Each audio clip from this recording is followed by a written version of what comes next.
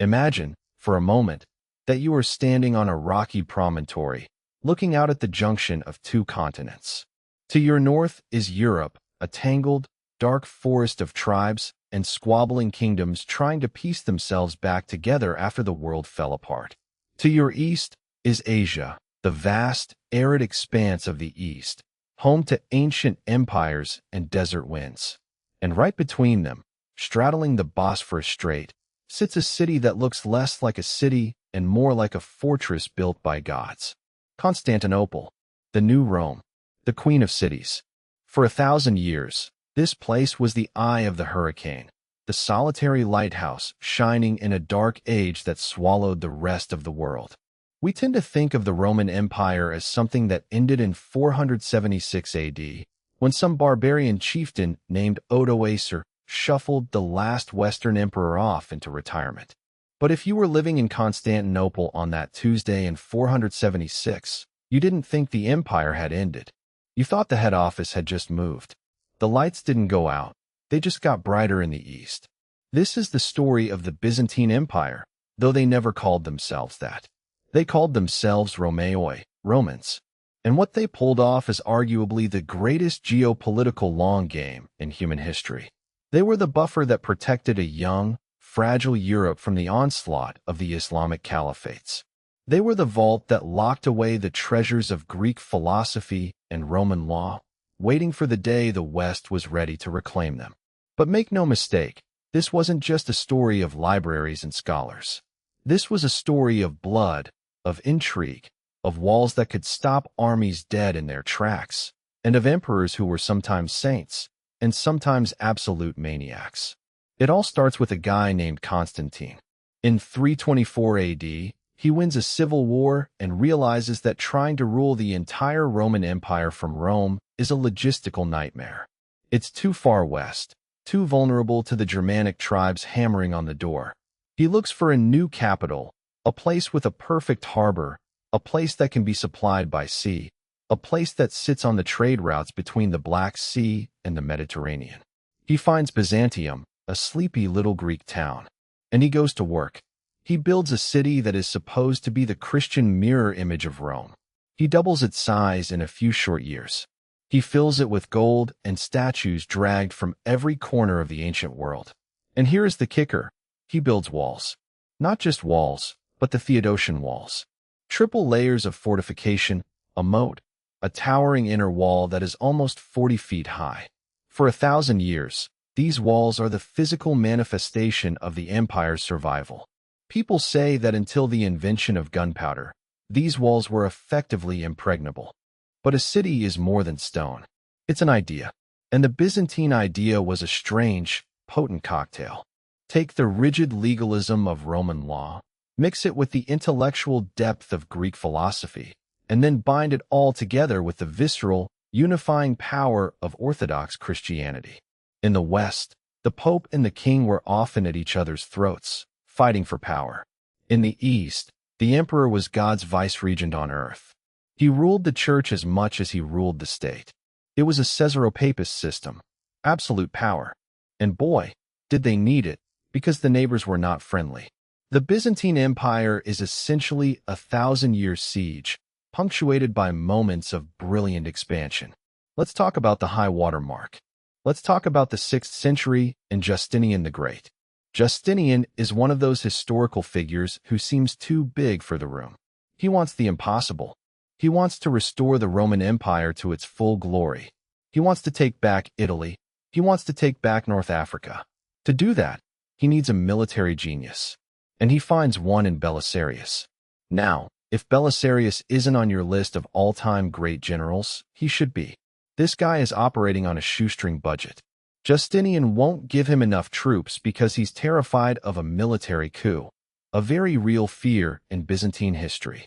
So Belisarius is outnumbered, often 3 or 4 to 1, and he's fighting the Vandals and the Ostrogoths, battle-hardened Germanic warriors.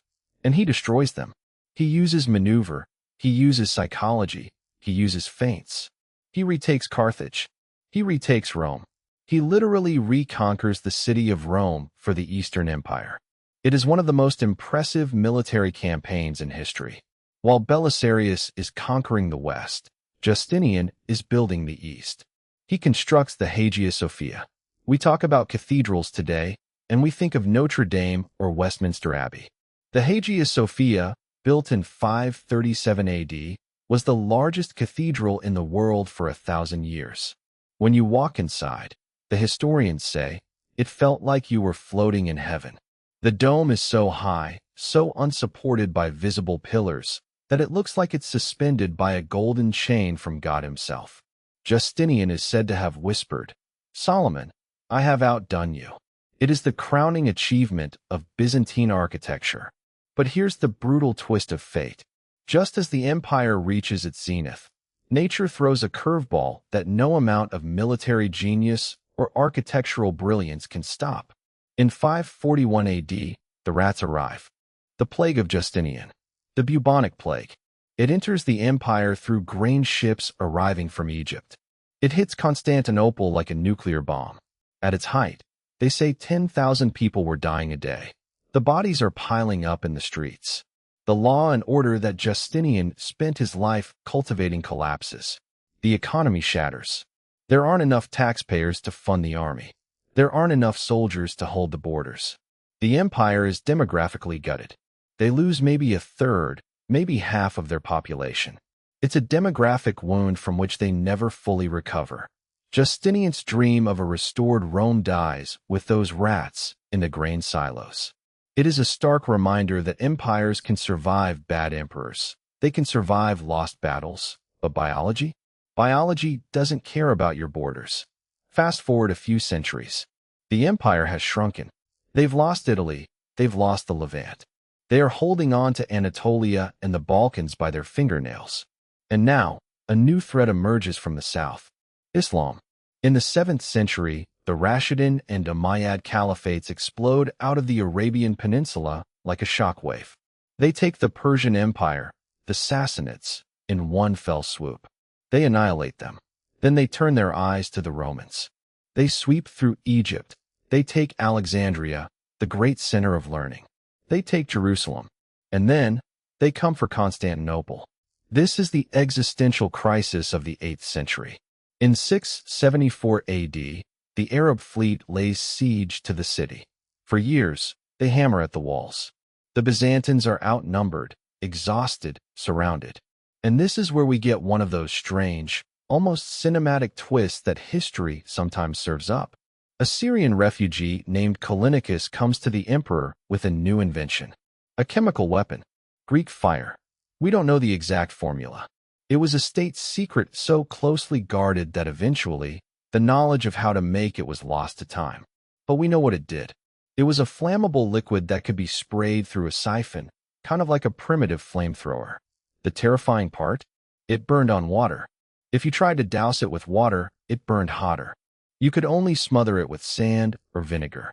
Imagine the psychological terror for the Arab sailors. You're attacking this massive city. You're in your wooden ships, and suddenly, this stream of liquid fire comes out of the walls, sticks to your hull, burns your crew, and the water itself is on fire. It saved the empire. The Arab fleets were turned into floating pyres. Constantinople stood as the bulwark of Christendom. If the city had fallen in the 8th century, the history of Europe would have been unrecognizable. But the Byzantines weren't just about survival. They had a weird, complicated relationship with their own culture and their own faith. We see this in the iconoclasm controversy. This is a period in the 8th and 9th centuries where the emperors, for reasons that are debated to this day, perhaps influenced by Islamic prohibitions on images, perhaps just a misinterpretation of scripture, decide that religious icons are idolatry. Imagine the chaos. The emperor sends soldiers into churches, dragging out the Virgin Mary and the saints, throwing them into piles in the hippodrome, and burning them. Monks are tortured and executed for defending their paintings. It is a civil war of the soul. It tears the empire apart. And it shows you something about the Byzantine character. They didn't do anything halfway. They fought about theology with the same ferocity that they fought against the Persians. By the 10th century, the empire has bounced back again. They enter what historians call the Macedonian Renaissance. The borders expand. The culture flourishes. And they have an emperor named Basil II. Basil II is the anti-Justinian in a way. He wasn't a builder. He wasn't a scholar. He was a soldier. A rough, tough, austere military man. He never married. He lived like a monk, but he fought like a lion. His great enemy is Bulgaria. The Bulgarian Empire is rising, threatening the Balkans. For decades, they fight. Finally, in 1014, Basil II corners the Bulgarian army at the Battle of Kleidion. He crushes them. He takes thousands of prisoners. And here is the detail that cements his nickname in history. He divides the prisoners into groups of 100. Then, he blinds 99 men in each group, leaving one man with one eye. He sends the one-eyed men back to lead the blind men home to the Bulgarian Tsar, Samuel. When Samuel sees this horde of blind men stumbling back to his castle, the legend says he drops dead of shock and grief. Basil II becomes known as the Bulgar Slayer. It is gruesome, it is ruthless, it is industrial-scale cruelty. But it works. The Bulgarian threat is neutralized. At this point, in the early 11th century, the Byzantine Empire is arguably the most powerful, sophisticated state in the Mediterranean world. Rome is back, baby. But you know the script. Hubris. It always comes back to bite them. In 1071, the Emperor Romanos IV Diogenes decides to deal with the Turkish threat in the east. He marches a massive army into Armenia. He meets the Seljuk Turks at a place called Manzikert. It's a disaster. Not just a defeat, but a catastrophe. Romanos is captured. The army disintegrates. The interior of Anatolia, the empire's heartland, its recruiting ground, its breadbasket, is laid open to Turkish settlement. After Manzikert, the Byzantine Empire never really recovers its territorial integrity. They start hemorrhaging land. And then, they make the ultimate mistake. In 1204, feeling threatened by the rising Turkish power, the Byzantines call for help from the west. They ask the Crusaders for assistance. The Crusaders show up. But they're not there to help. They're there to get paid. The Doge of Venice, Enrico Dandolo, redirects the Fourth Crusade. Instead of fighting Muslims in the Holy Land, they sack Constantinople. Fellow Christians, they rape the nuns, they smash the icons, they melt down the golden roof of the Hagia Sophia. They carve up the empire like a Thanksgiving turkey. A Venetian merchant writes that the loot was so vast it was more than all the rest of the world put together. It is one of the most tragic betrayals in history. The Queen of Cities, humiliated by her own supposed allies. The Byzantines eventually reclaim the city in 1261, but it's a shell of its former self. The glory is gone. The money is gone. The empire is just a city-state with a fancy history. Which brings us to the endgame. The 15th century. Across the Bosphorus, the Ottoman Turks have built their own empire.